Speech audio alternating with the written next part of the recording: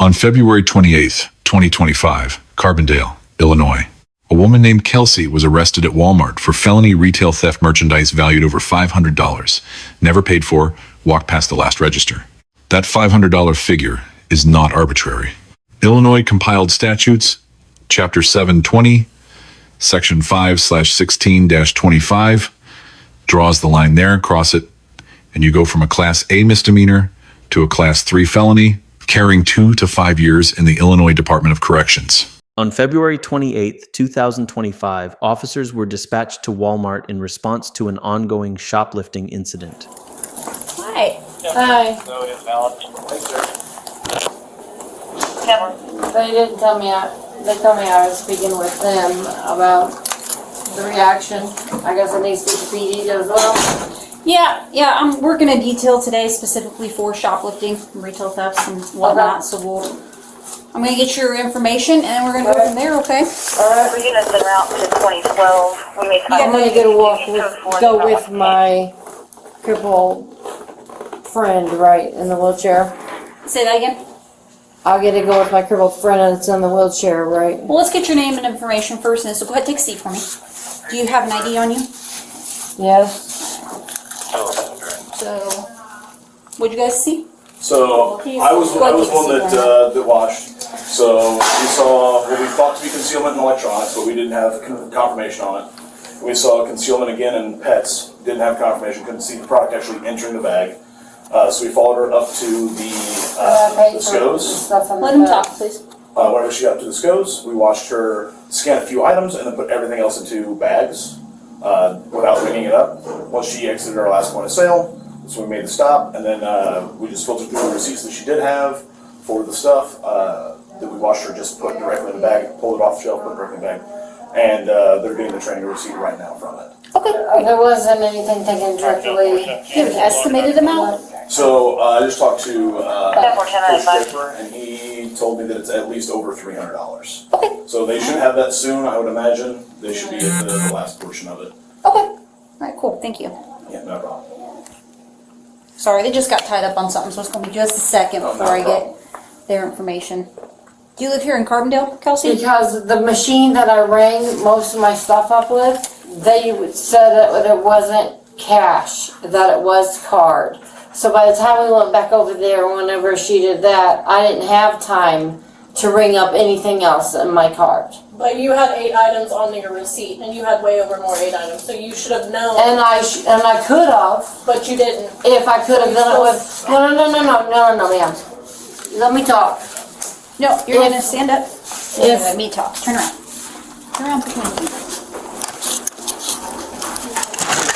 Am I going to do? Come on. We need to talk and figure some stuff out, but you're not going to talk over us right now, okay? Okay, but I'm not telling the truth. Okay. Well, they have video of everything, so that'll make it easy. Alright. Face the wall for me, Kelsey. Yeah, there was All right, Kelsey, go ahead and take a seat for me. not yet. So, Kelsey, you are under arrest for retail theft, okay? They have the itemized receipt, and it looks like it was over $500. All right, so that is a felony amount, so you will be going back to the police station with me, okay? And then after the police station, where? Probably to jail, For the weekend? most likely, yeah. This is a felony arrest. I know, but I don't have any of my medication or anything. Okay, I'll notify the jail. Do you have, you said you have an EpiPen, is that correct? No, it's not EpiPen. I take like 30 minutes. Okay, well, whoever you live with, or someone you can call to go to your house, they can always bring the medication up to the jail. Okay, I've got to talk to my. Nope. I've got to talk to my friend Okay, who is paralyzed. He's gonna about to be the one to go to my house. okay. We'll get in contact with them, all right? Yes. So what made this all of a sudden me being in jail all weekend? Because this is a felony. Okay. So, felony arrests go to jail for incarceration. Is any of this paid for? Or Yeah, that's all my stuff that's paid for. Yeah, what's not paid for is outside the door.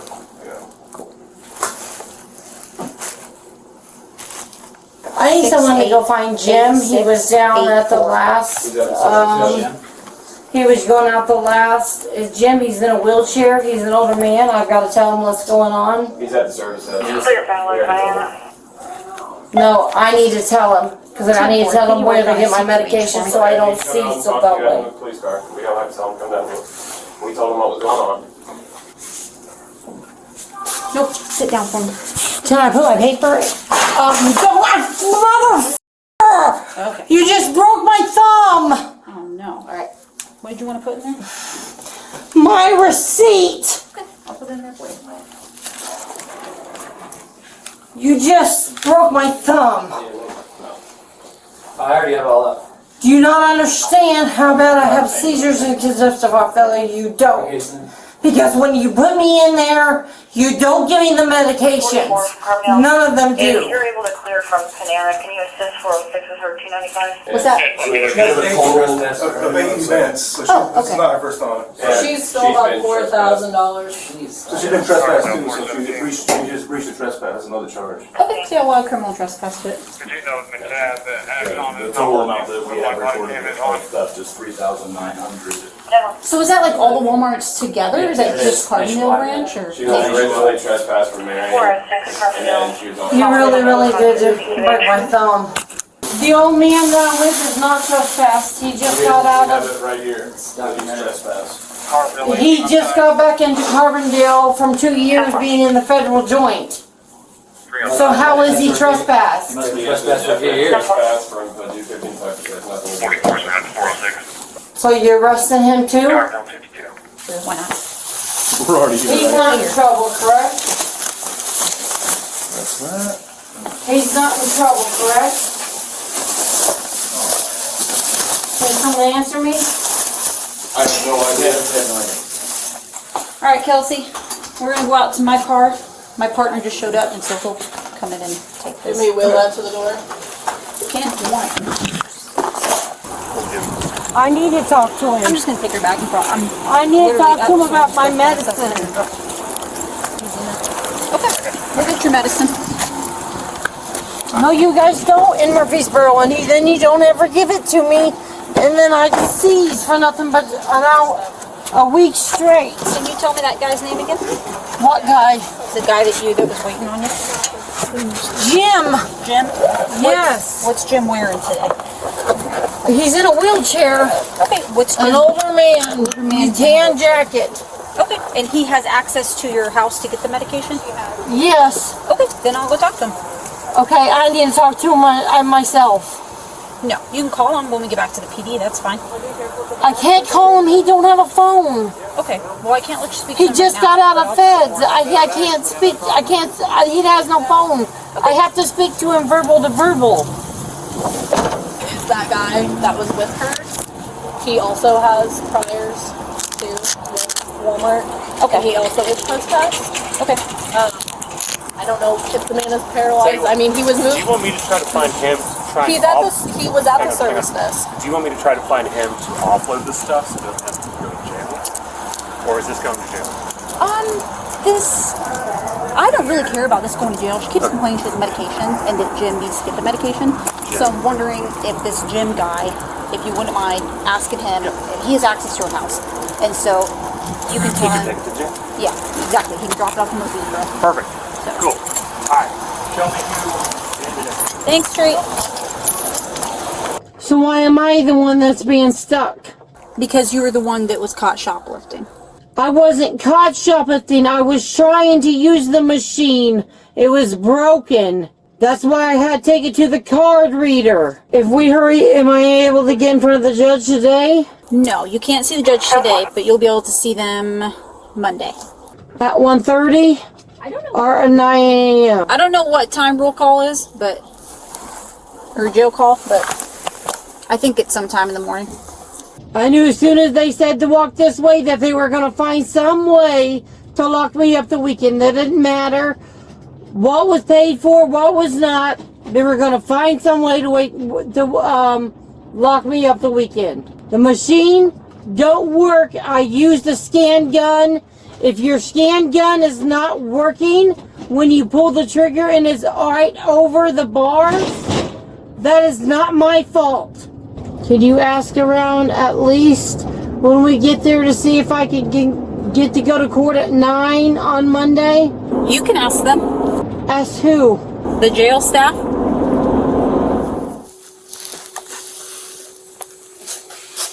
They send it up. They send it off form. Oh, I'm gonna have a heart attack. I need my nitro and stuff out of my purse.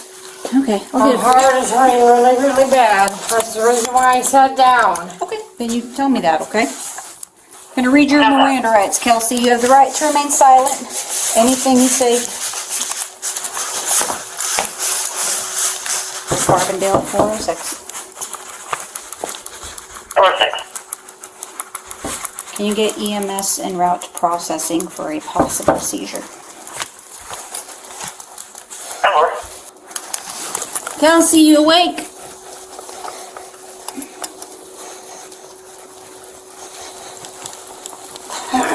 Here you go. Why don't you sit up for me, okay?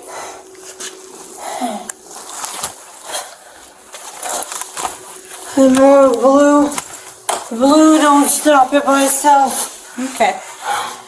We're gonna wait for EMS to get here, okay? They'll come check you out. Anyways, as I was saying, you have the right to remain silent.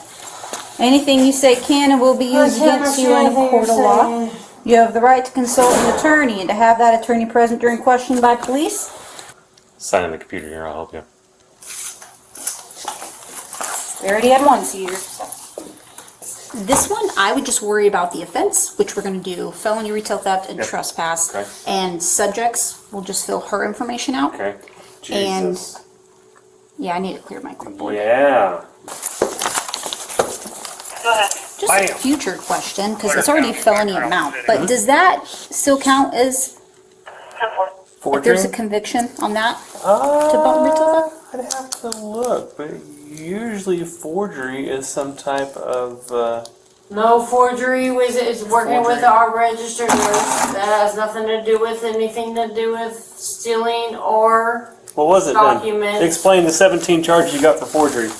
the 17 charges is because Manny Mazel was behind 3 months and he gave me paperwork to do on his charges, which was mental handicap, and he had me fill them all out, and they all were forgery documents because of that reason. Why? Because they were being switched over to computers. Yeah, I didn't know if that was like one of them, you know? There are certain things. Yeah, like burglary or whatever. Sit back. I'm gonna have a seizure just to Sit back. I'm trying to keep. So sit back and you won't fall forward. You're trying to make yourself fall. Sit back. I'm not trying to make myself fall, sir. I don't want busted up anything. Okay, so sit back. Oh my god. All right, Kelsey, whenever you're done talking to him, we'll get your photo and fingerprints, and then we'll be good to go, okay? Okay, I'm gonna go ahead and go. You didn't understand Miranda, which is fine. Do you want me to explain Miranda again, or do you understand your Miranda rights? I understand now. Okay. But I can. Because you're more than welcome. You don't have to, but you can tell me your side of the story of like what happened at Walmart today. He's the one that got all my stuff, and we paid in the back, we paid up front, and the stuff. He told me that he had already had someone ring it up. I just had to ring up the dresses that she had to take off the couple clips off of, and everything else would have already rung up in the cart. So you're saying Jim is the one that was like, hey, I already paid for this stuff, and kind of like set you up? Yeah. Oh. Do you mind telling me why you didn't tell us that in the first place? Because I think before you said the machine wasn't working. Well, the machine wasn't working, and I had to go, for the cash, it wasn't working, and I had to go over to, the lady, and I expected that he was gonna be there to at least do damage control, or at least pay, or at least say, we're gonna put this stuff back, or whatever. The arrest itself rests on the last point of sale doctrine. Illinois courts have long held that passing the final checkout threshold with unpaid merchandise is the act that completes the crime. Loss prevention watched it happen in real time. That is textbook probable cause under Beck versus Ohio. The Fourth Amendment only asks whether a reasonable person, knowing what the officer knew at that moment, would believe a crime had been committed. LP observed concealment attempts, watched Kelsey bypass the scanner, and confirmed she exited with unpaid goods. The bar is met. Cleanly. Now here is where the case gets complicated. The officer started reading Miranda halfway through the encounter, then a radio call cut him off. He finished the warning several minutes later, after EMS had already been summoned. That gap matters more than most people realize. Miranda versus Arizona requires complete, uninterrupted advisement before custodial interrogation begins. Any statement Kelsey made between the broken-off warning and the resumed one sits in legally uncertain territory. A defense attorney can move to suppress those statements, and courts have granted exactly that in similar split delivery situations. Kelsey said two things that worked against her before Miranda was complete. First, she claimed the machine was broken. Second, she claimed Jim had already paid for everything. Those accounts contradict each other. If they are suppressible, prosecutors lose their best evidence of inconsistency. Criminal intent is a required element of the retail theft charge. The statute says knowingly Kelsey has to have known the items were unpaid when she walked out. Her evolving explanations, machine malfunction, then third-party responsibility, were a direct attempt to negate that element. Whether a jury buys it is a different question. About halfway through, Kelsey reported chest pain and asked for nitroglycerin from her purse. The officer called EMS immediately. That is the legally correct move. City of Revere versus Massachusetts General Hospital established that once someone is in custody, the government assumes a constitutional duty to address their medical needs. No call, no EMS. That is a 14th Amendment due process violation. The handcuffing itself is worth noting. Kelsey claimed the officer broke her thumb during the restraint. Graham versus Connor sets the standard here. Reasonableness judged from the officer's perspective at that moment, not in hindsight. The footage does not clearly establish excessive force, but a complaint on camera is a complaint on record. The officer grades out at a B. Probable cause was solid, medical response was prompt, and he handled a chaotic encounter without escalating to any serious use of force. The Miranda delivery is the real knock. Interrupting at mid-advisement and resuming minutes later created an unnecessary suppression risk that a complete, unbroken reading would have avoided. Walmart's loss prevention officer earns an A-. The briefing was methodical. They documented the concealment attempts, confirmed the scanner bypass, tracked her to the exit, and pulled the itemized receipt. The one stumble. The initial dollar estimate came in at $300, which then jumped to $3,900. That kind of discrepancy needs to be locked down before the officer makes an arrest decision. Kelsey gets a C+. She stayed nonviolent and correctly flagged her medical condition that matters. What hurt her? She offered two incompatible explanations within 15 minutes of each other, and she never once invoked her Fifth Amendment right to remain silent. Talking without counsel present after a felony arrest is almost never the right call. 3 takeaways from this encounter. Miranda is not optional, and it is not interruptible if a radio call breaks the advisement. The officer needs to restart from the beginning, not pick up where they left off. Courts have not been lenient on this point, and neither should training programs be. For loss prevention professionals, the dollar figure you report at the scene sets the charge classification.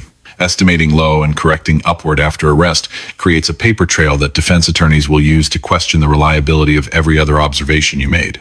Get the number right before the officer commits to an arrest.